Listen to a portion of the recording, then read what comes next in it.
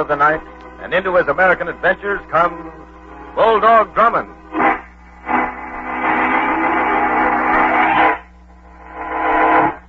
The Mutual Broadcasting System brings you another exciting detective adventure with Bulldog Drummond, starring Ned Weaver.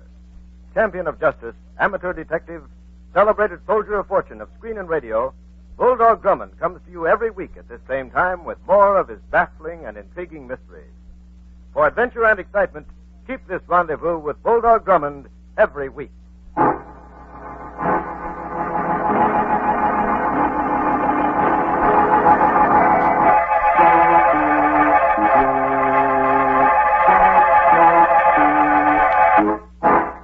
And now, to tell us of his latest adventure, here is Bulldog Drummond. When you're in my type of business, you must reconcile yourself to one thing: unpopularity. The people on the other side of the fence avoid you like the plague. For example, last Friday, Denny and I dropped into Larry's for a late evening snack.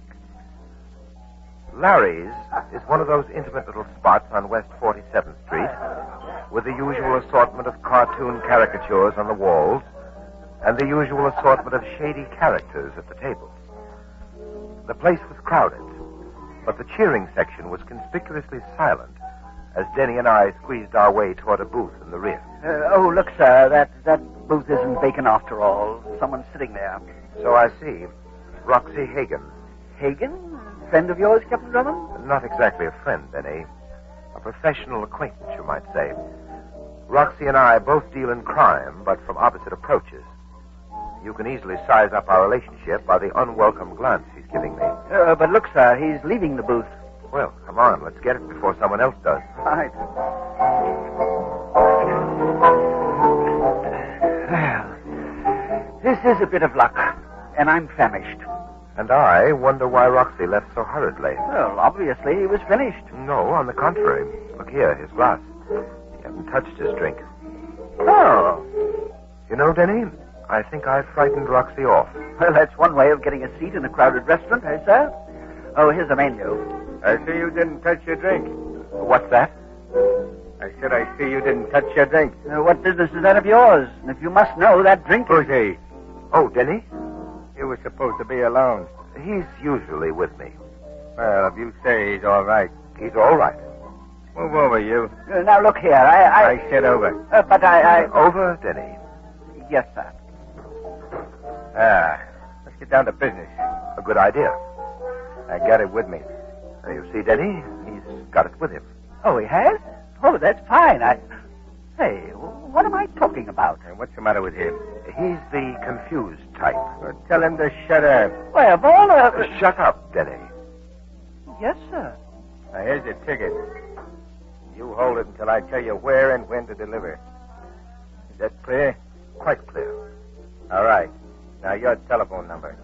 Elwood 8 9970. Elwood 8 9970. Here's the envelope. Al said that was the deal. If Al said that's what it was, that's what it is. Now, wait for my call. I'll be waiting. You'll be hearing from me. Well, sir, would you mind telling me what this is all about? Denny, I wish I knew. Huh? You don't know the man? Never saw him before in my life. But he gave you that ticket. Yes, I'm afraid it's a case of mistaken identity. Oh? What kind of a ticket is it? Obviously, it's a parcel claim check of some sort.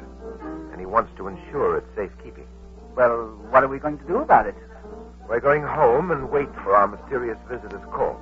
Oh, but how do you know he'll call? Oh, there's no doubt about that. He'll call, all right. What makes you so sure? Because, Denny, he's made a sizable investment in us.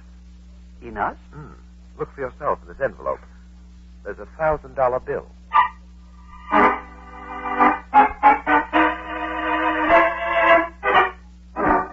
You know, sir, it just occurred to me. What, Denny? Roxy Hagan. You said yourself we frightened him off at Larry's tonight. That claim check and the $1,000 bill were meant for him. Undoubtedly. Well, then why not look up Roxy and get to the bottom of this? Because, Denny, I've an idea that Roxy will look us up in short order. We'll just sit and wait for developments. In this instance, we'll let the case come to us. Don't forget, we're holding the trump card. And it looks as if someone is about to make a bid. Hello? Hello, Elwood 89970. Yes? I'm calling about Steve.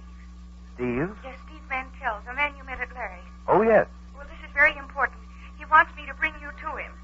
And who are you? Oh, I'm Rita Miller. I'm Steve's fiancée. Very well, Miss Miller. Where shall we meet? Well, you'd better come here to my apartment. It's 33 Grove Place, 3A. I'm afraid to leave this building. Why? What's the matter? A man has been following me since I left Steve. And for the past hour, he's been watching my apartment from the street.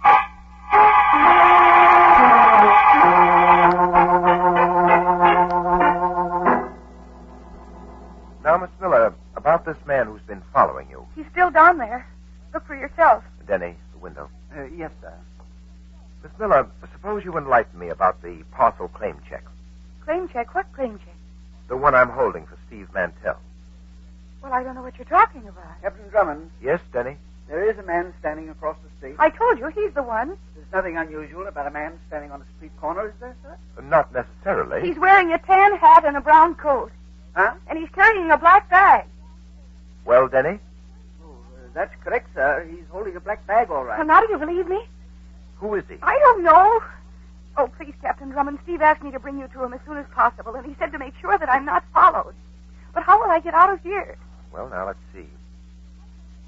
Denny, Yes, sir. stand next to Miss Miller a moment, will you? Mm-hmm. That should do it. Do what? Go in the other room, Denny, The other room? Why, sir? to undress. What? Miss Miller is leaving this building with me, disguised as you. But, sir... Now, do as I tell you, Denny. Very well, but really, sir, the things I go through for you.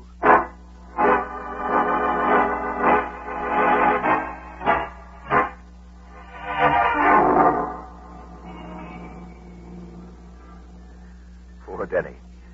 Well, anyway, Miss Miller, it worked. We're not being followed. Thank heaven. Now I can take this derby off. Better leave it on, just in case. Oh, Which way? it's Elm Street, 347. It's only a few blocks from here.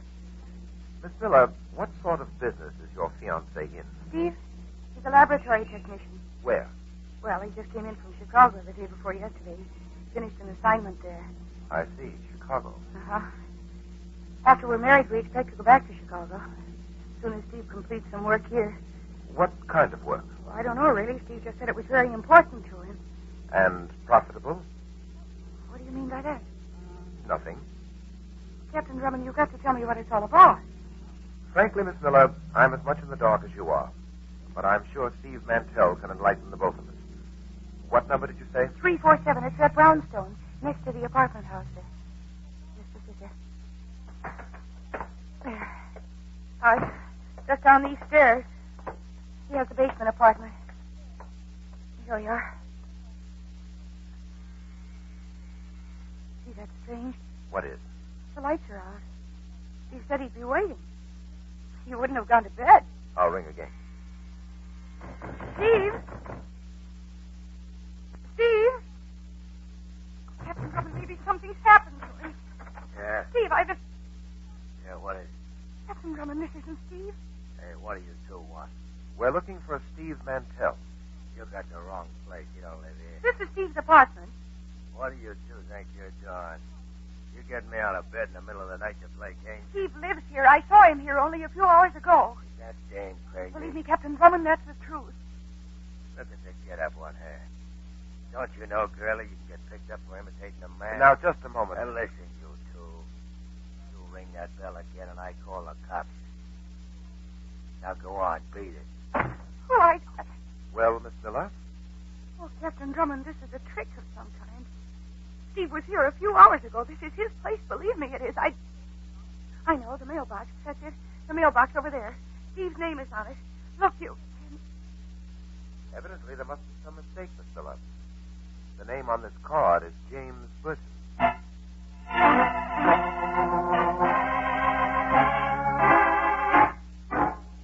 Now, try to get some rest, Miss Miller. But where can Steve be? That's what we're going to try to find out. Denny? Yes, I'm ready, sir. All right, let's get started. I'll call you, Miss Miller, just as soon as I have a lead. Come on, Denny.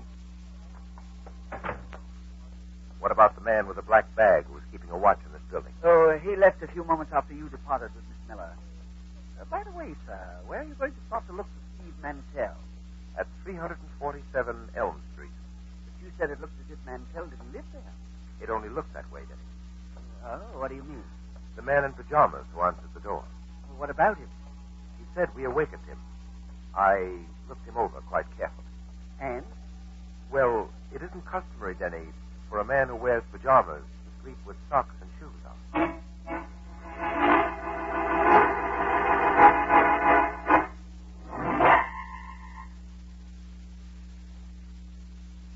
No answer, sir. Shall I try it again? No, we'll use the skeleton. But what if he's inside? We'll take that chance. Ah, there it is. See if you can find the light switch. Yes. Oh, I have it, sir. Well, My word, what a mess. Looks as if a cyclone hit the place. see what's in the next room, Denny. Yes, sir. Oh, Denny, Yes? never mind that next room.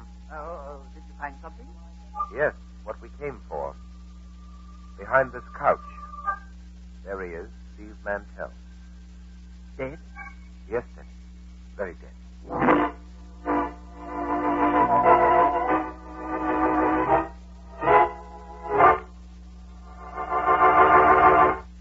Our story continues in just a moment. Political quacks and adventurers belonging to the lunatic fringe of American life seek to gain adherents and make easy money for themselves by diverting citizens from their real problems and attacking some racial or religious group as being at the bottom of the shortages, the strikes, or the rising prices. People who, out of indifference to American principles of racial and religious freedom and undecided about prejudice, or who might support hate campaigns against Protestants or Jews, Catholics or Negroes, are potential confederates or dupes of such subversive forces. Don't be fooled. Don't be misled. Be a real American.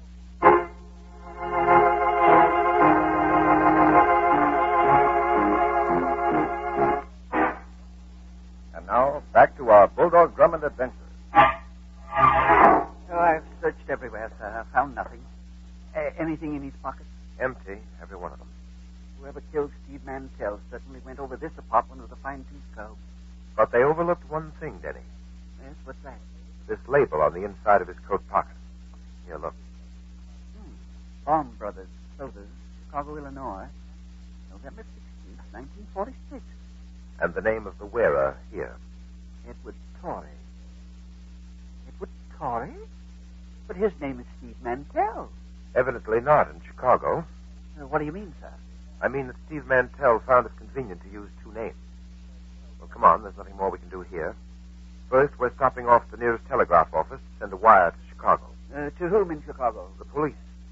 I have an idea they'll be able to supply me with an account of the activities of one Edward Torrey, alias Steve Mantell.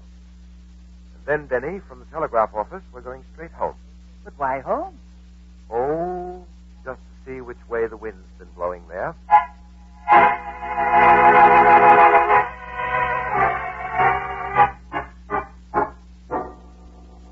Good heavens, sir. Look at our place. As you said about Steve Mantell's apartment, it looks as if a cyclone had hit it. Probably the same one. Oh, so that's what you meant about coming home to see which way the wind was blowing. That's what I meant. Then you expected to find our apartment this way. I did, Denny. Someone had an idea that the claim check would be here. Foxy Hagen. He's the one, sir. He knew Mantell gave you the ticket. You yourself said he would look us up. He was here, and he killed Mantell. I don't doubt that Roxy was here, Denny, but as for Mantell's murderer, I'd elect the man in the pajamas as the most likely suspect. Just the same, sir. I think it's about time we had Roxy taken in by the police. Not at all. Roxy will be of much more value to us on the loose, at least for the time being. At present, my main concern is the claim check. Whatever parcel it's redeemable for must certainly be of great value. It certainly must. Mantell gave us a $1,000 bill to guarantee the check's safekeeping. He saved the check, but not himself. There's no mistake he was murdered because of it. Yes, and our place here turned topsy-turvy in the search for it. Well, anyway, there's comfort in knowing that you have it with you. Now we can find out what makes it so valuable.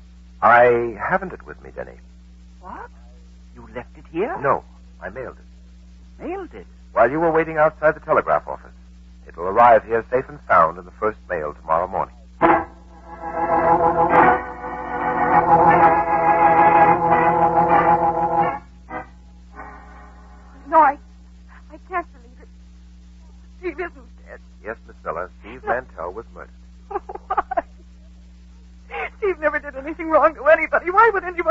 kill him. Miss Miller, I've an idea that Steve Mantell wasn't everything you thought he was. What do you mean by that? I'm not sure, but I should know by morning. What are you talking about?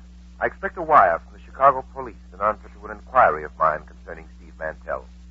And, in addition, an important envelope will arrive by the first mail. No, Captain Drummond, you're wrong. I know you're wrong. Steve wouldn't... Captain Drummond. Yes, Denny? The man with the black bag. I just saw him from the window. Got out of an auto downstairs. He's standing on the corner again. All right. Miss Miller, Yes. I want you to remain here in your apartment. I'll call you in the morning. Come along, Denny. It's about time we had a talk with that man with the black bag.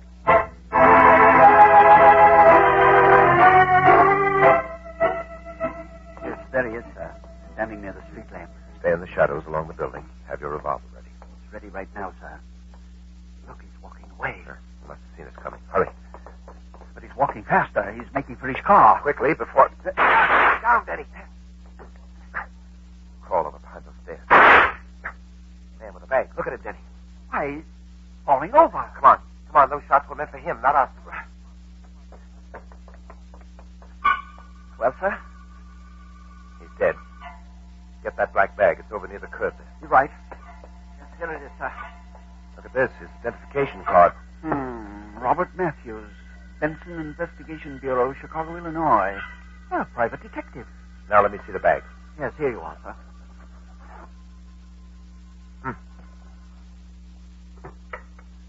An odd-looking box, those dials. It looks like some sort of a radio, a shortwave set of some kind. It picks up waves, Denny, but not sound waves. Yes, but what kind is it? A Geiger counter. It's used to detect and measure the presence of radioactivity in the atmosphere. Oh, yes, I remember now. The atomic bomb. I remember seeing it in the newsreels. It was used in the atomic bomb test. That's right. Oh, sir, the atomic bomb. The parcel claim check. Must be for a package that contains an atomic bomb. Denny. Heavens, sir, here we are. Easy, Denny. I'm sure an atomic bomb isn't involved in this. Then rest assured the city's peace will be undisturbed. As for us, we'll just have to wait for the claim check in the mail. In the meantime, let's hope nothing blows up in our faces.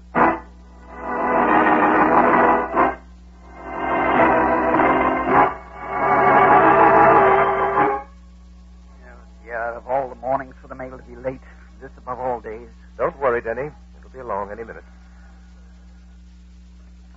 Yes, hello. Captain Hugh Drummond. Who's calling? This is Western Union. A telegram from Chicago for Captain Drummond. Oh, just a moment.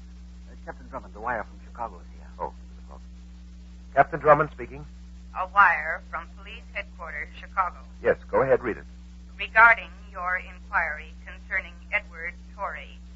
Subject is wanted for questioning in connection with theft of $100,000 worth of radium from Chicago office of Crystal Laboratory. Case in addition to police in hands of Benson Investigation Bureau. Signed, Inspector C.F. Bradley. Thank you very much. Well, Denny, you can rest easier. It's definitely not an atomic bomb. Radium. Radium? $100,000 worth, to be exact, stolen from a laboratory in Chicago. The pieces begin to fit together. Robert Matthews of the Benson Investigation Bureau was trying to track down that stolen radium. That's why he was killed.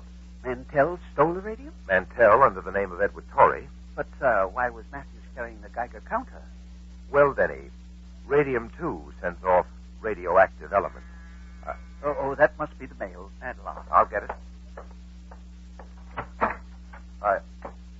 Yes? Hello, Drummond. Well, the gentleman of the pajamas. I hardly recognized you without your nocturnal get-up. Yeah. But you recognize this, don't you? Offhand, I'd say that's a revolver. You win the $64. Captain Drummond, did the envelope come? Oh, dear. All right. Back up, both of you. We have a visitor, Denny. Not for long. Oh, by the way, Drummond, the mailman won't be here this morning. Your mail was picked up for you. Don't you know it's impolite to read other people's mail? Funny man. It's also illegal. You too, huh? Turn around, funny man. I said around. This ain't a dime store toy. Now around. Face that wall, that's it. Both you funny men cracked your last joke. Oh! Captain Drummond, Yes, Denny. You all right? So far. Oh. Denny, look behind us. Why, it's he. Yes. And as dead as he would have had us. But where did the shot come from? There's no time to investigate now. Get the Geiger counter and hurry. Yes, sir. We're going radium hunting. But where are we going to look? We don't have the claim check. I remember the number. It was 862. Oh, but what good's the number? We don't even know where the parcel is stored. Denny, if you came from Chicago by train and you wanted to check a parcel immediately upon arrival, where would you do it? Why, at Grand Central Station, of course. That's where we begin. Grand Central Station.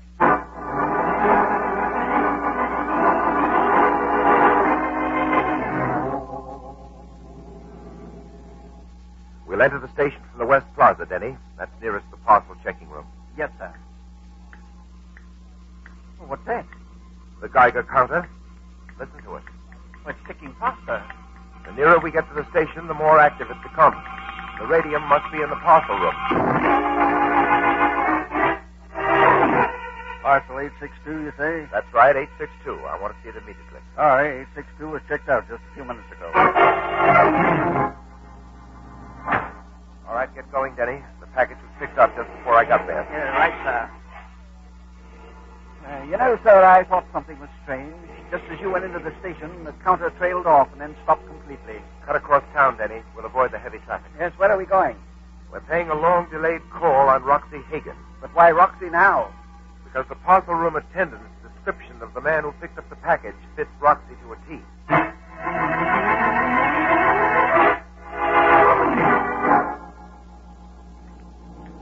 Sir, the counter's starting up. We're on the right trail again. Yes, and we're getting nearer to Roxy's place.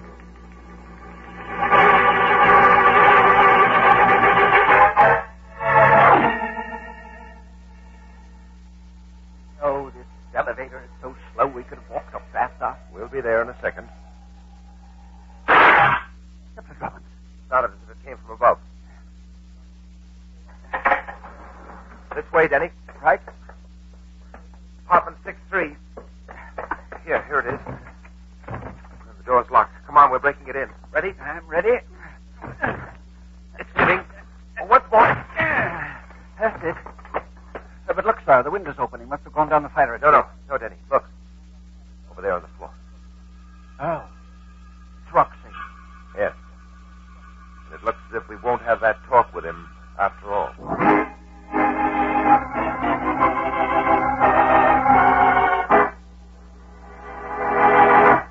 In just a moment, we'll have the exciting climax of tonight's adventure.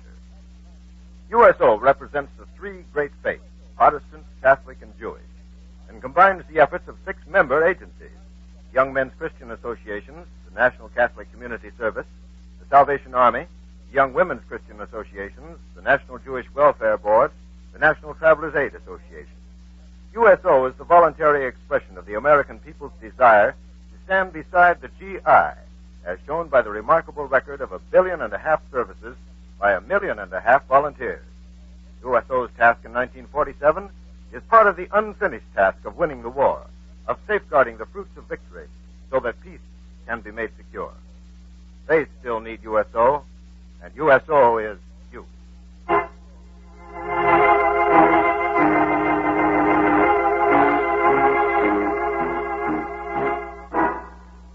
And now, back to the exciting climax of our story.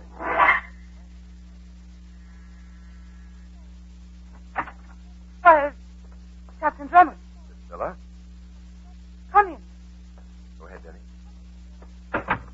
We were going to call on you sooner, but we were busy clearing up the case. You mean you found out who killed Steve? Well, let's say we found out who was responsible for his death. But you, Miss Miller, can undoubtedly tell us who the actual murderer was. I? What are you talking about? Was it Roxy? Roxy? Or was it the gentleman of the pajamas? What are Or you... did you do that one yourself? Captain Drummond, I demand to know what you mean. Rather a good actress, too, in addition to her other talents, huh, Denny? Oh, I don't know, sir. I would say her performance is a bit too studied, deliberate. I don't know what you two are driving at, or what ideas you have, but I'm sure that the police will settle this. You know, Miss Miller, I thought the same thing. That's why I took the liberty of calling them. They should arrive shortly. But in the meantime, you might turn the radium over to us. Radium? Yes, I'd feel much better if it were in our hands. Radium? Denny, you might demonstrate our little gadget. With pleasure, sir. Now, Miss Miller, here's the little item that no household should be without, especially if a radium thief should be lurking about. All right, Denny, switch it on. Interesting item, isn't it, Miss Miller? No? That's enough, Denny. Well, what have you proven, Captain Drummond? Oh, now, really, Miss Miller, for a person with such a keen interest in radium, I'm surprised at your ignorance concerning our little telltale mechanism. By elimination, it led us directly here to the radium and to you. And, speaking of elimination, you appear to excel at it, too. Yes? Yes. Please stop me if I'm incorrect. You had a neat plan worked out. You put a scare into your fiancé to get the claim check out of his hands. Steve Mantell was murdered. You led to his apartment on a ruse while you had Roxy go through my place for the claim check. When I dropped the hint to you that I was expecting an important envelope in the mail, you realized it was really time to get down to business. The man with the black bag was getting too close for comfort. So, you had him written off. And then I imagine you played off Roxy and your other cohort against each other. But even a two-way split between you and Roxy was unsatisfactory. So Roxy had to go. And that left just you and $100,000 worth of radium. Am I wrong? Well, I would take Miss Miller's silence to mean that you're quite correct, sir. Yes, Denny. Miss Miller had a good plan, but it didn't work. And if Miss Miller thinks her plan was good, wait until she hears the one the state will have laid out for her. And in cases like hers, the state's plans always work.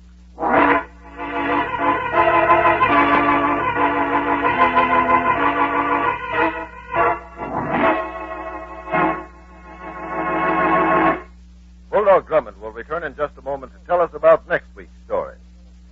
Let's hold down traffic deaths and injuries. Death on our highways is increasing. Traffic accidents have been mounting since the end of the war. Smash-ups have reached more than once a minute, all day, every day in the year. But the encouraging thing is that accident prevention education has actually succeeded in holding down accidents below the level of 1941, the last pre-war year. The job can be done. Lives can be saved. And now, here is Bulldog Drummond to tell us about next week's story. Next week's story has many curious features. Among them, a lake that climbs a mountain simply because it's bored, and a scheme devised by a blonde Miss Baker, which would have failed if it had succeeded, and only succeeded when finally it failed. Miss Baker had to be destroyed, of course, but I'm sure she didn't mind. And anyhow, as Denny puts it, what else could she have expected when she had no murder to guide her? Be sure to listen, won't you? And so, into the night walks Bulldog Drummond, seeking new adventure and excitement. Join us next week at the same time when we'll bring you Bulldog Drummond, starring Ned Weaver, in another thrilling story. Tonight's adventure was written by Edward J. Adamson. Arthur Van Horn speaking. This is the Mutual Broadcasting System.